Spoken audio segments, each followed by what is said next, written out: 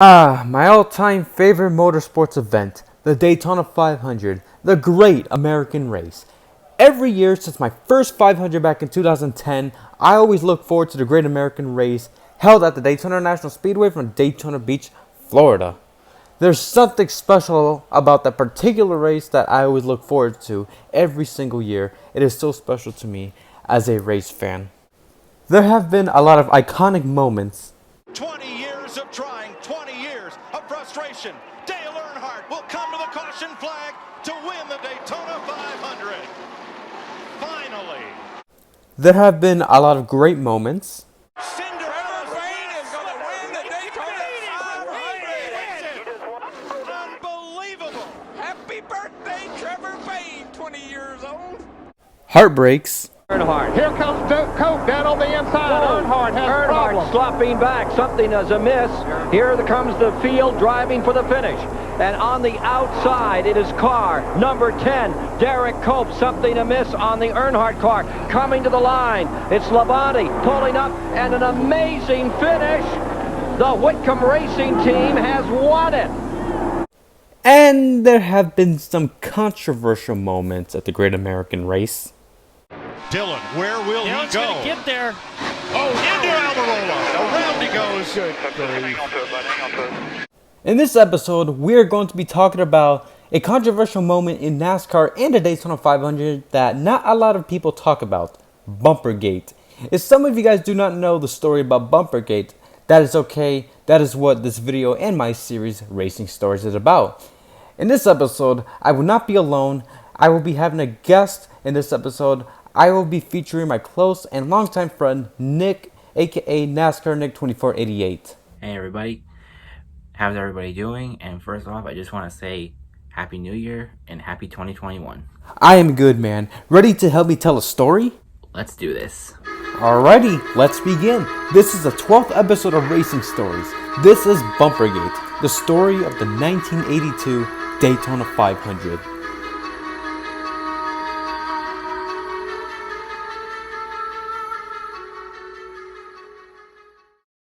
The 24th annual Great American Race at Daytona Beach, Florida was held on Valentine's Day of 1982. 1975 Daytona 500 champion Benny Parsons started on a pole. This was the first 500 that was held as a season opener. The race had no Chevys. It was the only 500 race that had no Chevys because of the downsized 1982 Chevy Monte Carlos were not good bodies for racing due to how squirrely they were on the big super speedways. 60% of the field were Buicks. They were common cars during the downsized era during the early 80s. One of the drivers who drove a Buick was 1978 Daytona 500 champion Bobby Allison. He started 7th.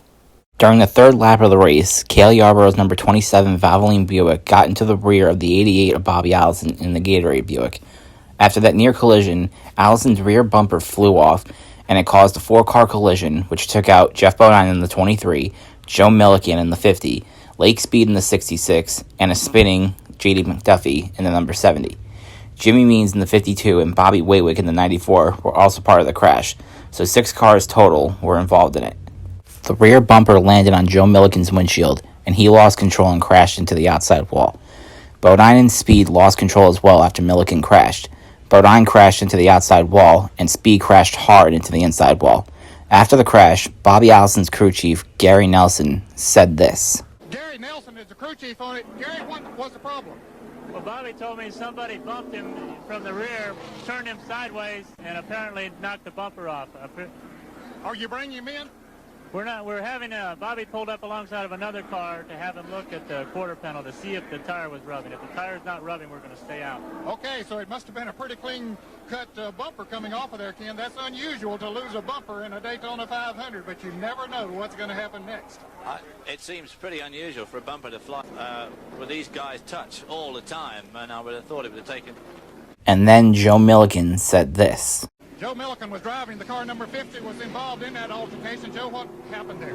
Well, Ned, I don't know. I seen something, something fell off somebody's car and was sliding across the racetrack. And I run across it and blew the right front tire out, and then I hit the wall. It was a bumper off of Bobby Allison's car. I didn't know what it was. I seen it sliding on the racetrack, and just as I run across it, blew my right front tire out, and I just hit the wall. You seem to be okay, though. Yeah, tore the car up, and I'm like, Well, that's too bad. He was running awfully good. Had high hopes here today of a good finish.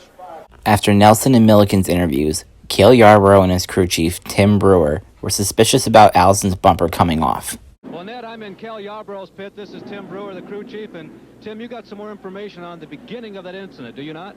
Well, Cale said that Bob and he touched, but I got a feeling that somewhere along the lines that bumper was intended to come off, and I don't know, you know, in what manner it was, you know, fastened on the car, but it wasn't fastened on there good enough to stay. As near as you can tell, is your car still in perfect working condition? Well, you know, it didn't hurt the car, and it might have damaged some of the front sheet metal, but the car's pretty much still intact. It's, you know, didn't damage our car, but the bumper went right over the top of Buddy Baker's car, and that's wanting an awful lot to want to win that way. Well, Ken, an early incident for a couple of the top runners, but it looks like Cale is okay. Well, there you heard it from Tim Brewer, claiming that bumper was set to come off, perhaps to help the aerodynamics. Is that what he's saying, David? Well, I think he's saying it's set to come off to upset the field. I can't imagine how it would help the aerodynamics. It can only hinder the aerodynamics.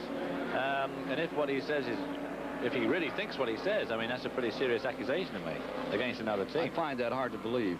While drivers and teams were suspicious about Allison's bumper flying off after Yarbrough got into the bumper and flying off, Allison had the advantage and was consistently faster than the rest of the field despite other drivers working together in the draft.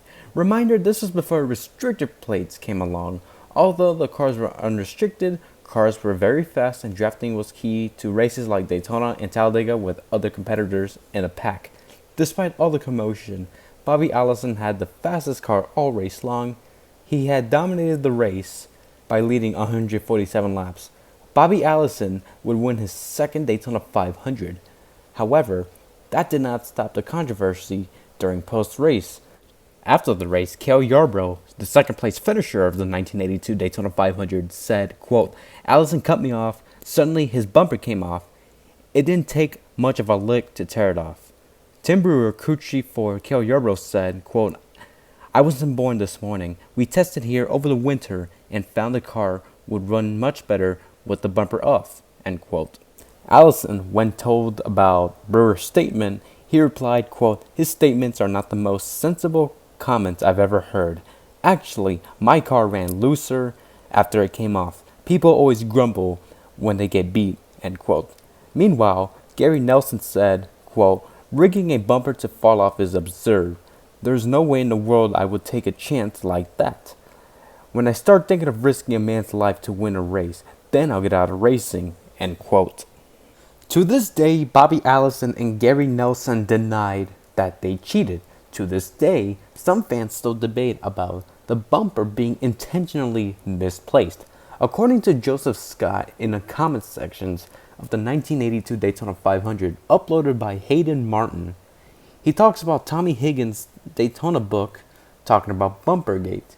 He said, quote, "The full conspiracy theory is that they intentionally misplaced the bumper, knowing NASCAR would make them move it. The only welder they could find was a spot welder, which they used to reposition the bumper while Bill Gazaway watched and approved. They knew the spot welded bumper would come off with even a light contact. If anybody protested it, they had themselves covered because NASCAR's top official had approved the newly placed bumper after watching them do it," end quote. Also, if I was wrong with some stuff and if I missed some information during BumperGate, please feel free and respectfully tell me in the comments below. An extra help will be appreciative. Thank you. So Bobby Labonte, Gary Nelson, and the Diecard Racing Team won the 1982 Daytona 500 and got away with cheating. Hey everybody, this is Ian Perez 48 here. If you guys have made it this far into this video and want to see more racing stories and more videos that are motorsports related from me, don't forget to comment, like, and subscribe, and don't forget to turn on my YouTube notifications for more content. I also want to give a big shout out to my awesome friend Nicholas Michelini, aka NASCARNick24, for being part of this episode of Racing Stories. If you want to see his stuff on YouTube, don't forget to subscribe to his channel and follow his Instagram account for more content from him. He is almost to 1,000 subscribers, and it would mean so much to him if you help him reach his goal. He is on a road to 1K as well. His account links are in the descriptions in the video below. Thank you for listening, and now let's get back to the video. After that controversy, Bobby Allison would once again win at Daytona in the 1982 Firecracker 400 on the 4th of July, 5 months later. He would be the last driver to sweep Daytona until Jimmy Johnson won the 2013 Daytona 500 and the 2013 Coke 400 the same year, 31 years later.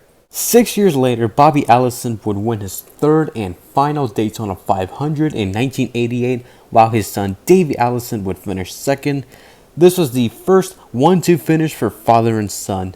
The 1988 Daytona 500 would be his last ever NASCAR win, because 4 months later, Bobby Allison would suffer a near-fatal crash during the opening laps of the 1988 Miller High Life 500 at Pocono.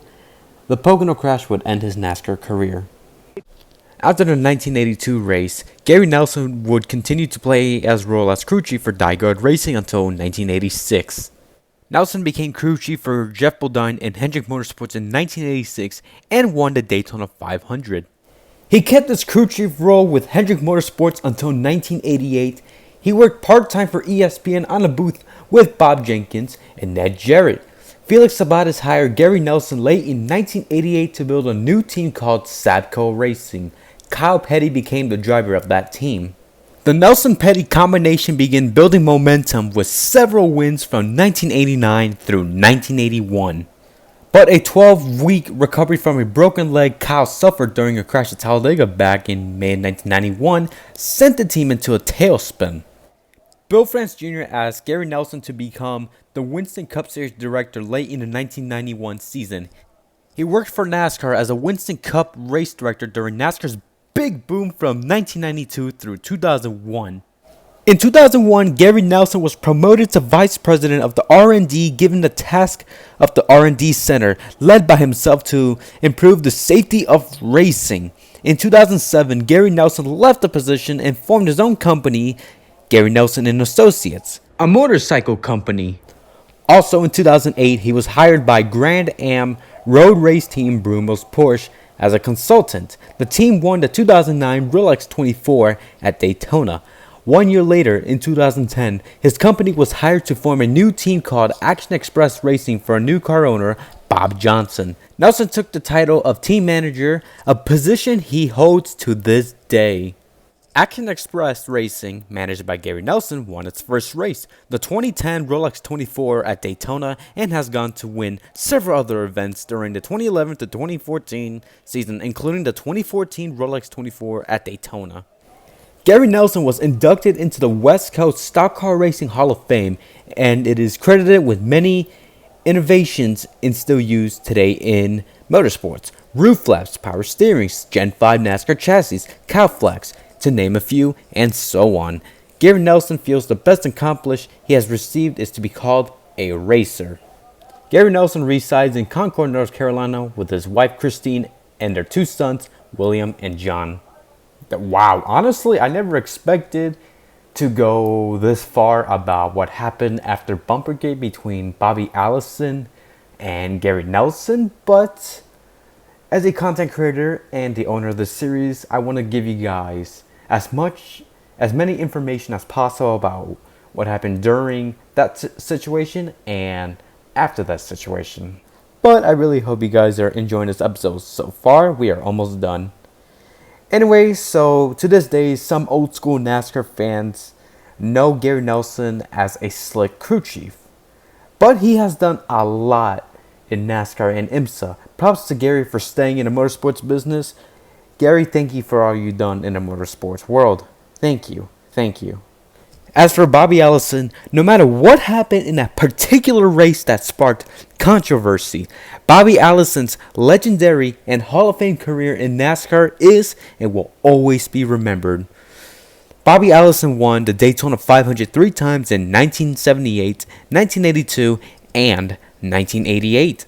So that's gonna do it for today's episode of Racing Stories. I wanted to make this story since I saw the 1982 Daytona 500 race last year, and I saw that race again during my Daytona 500 marathon this week. I feel like BumperGate deserves a bit more of attention because it was part of NASCAR history due to how controversial it was. Not like Spingate, but it is still an interesting story. The 1982 Daytona 500 will always be remembered as BumperGate. Thank you guys so much for watching this episode of Racing Stories. Thank you, Nick, for coming along. Comment, like, and subscribe for more. Follow my social accounts in the link in the description below. This is Ian Perez 48 signing off. Thank you guys for supporting E Nation.